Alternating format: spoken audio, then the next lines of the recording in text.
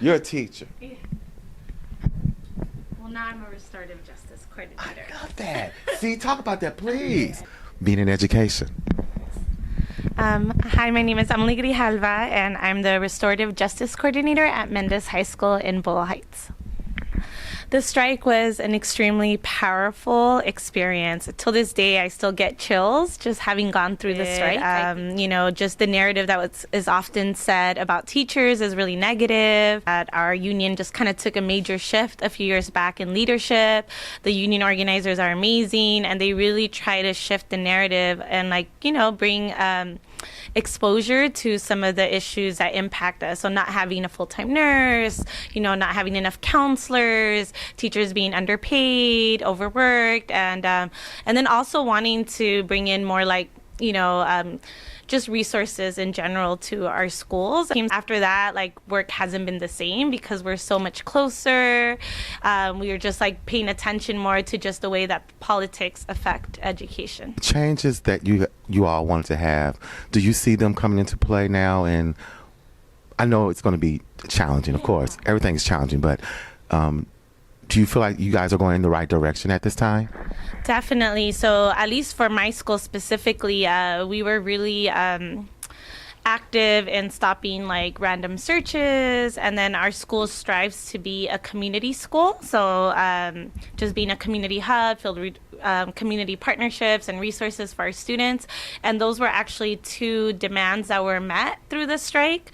So now in a few years, there won't be random searches in any school, which that was really important to us because we had been constantly advocating for that. We just feel like criminalizing students doesn't make them want to learn. I thank you for that. So I'm actually Central American. I'm half Guatemalan, half Salvadorian, and I have an interesting educational journey. My education hadn't been culturally relevant, and so that kind of pushed me to become a teacher because I was like, oh, I don't want that. I don't want people to feel like they have to wait until college to take ethnic studies or learn about their cultural identity. I think we all go towards an existential crisis in college, and we're like, who am I? I want to learn about my history. I decided to become an educator because of that, because I felt I really want to bring in my students' lives into the classroom and let them know about their community history. Ina is a big part of my role as a teacher.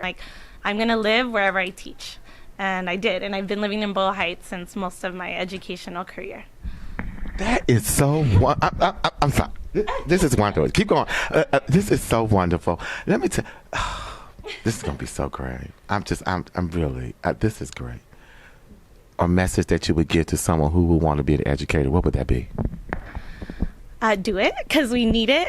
We need more educators. But I think, what would be a message? I think I would say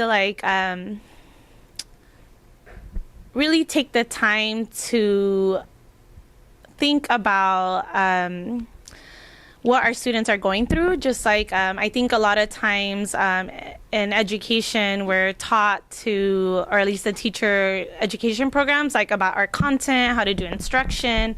But one of the things that I quickly had a reality check was a lot of my students were coming with trauma and just, and I don't think I was equipped, and I had to kind of do my own research and catch up and take child development classes and learn about brain development. And I wish I would have had that in my teacher education program. And so I think what I would tell them is to really start learning about trauma-informed practices, ways that they can help de-escalate.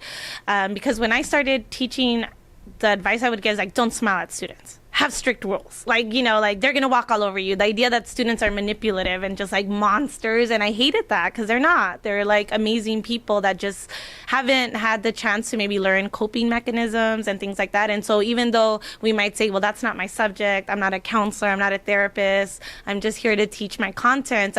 No, the social emotional stuff comes first, because if they're not regulated, if they don't feel safe, they're not going to want to learn, or they won't be able to. Their brain shuts down literally if they're afraid. And so I think that that's one thing I would tell my younger self and anyone coming into education, is that really take the time to learn about mental health practices and figure out the resources that you can refer students to, because our students are coming in with a lot of trauma.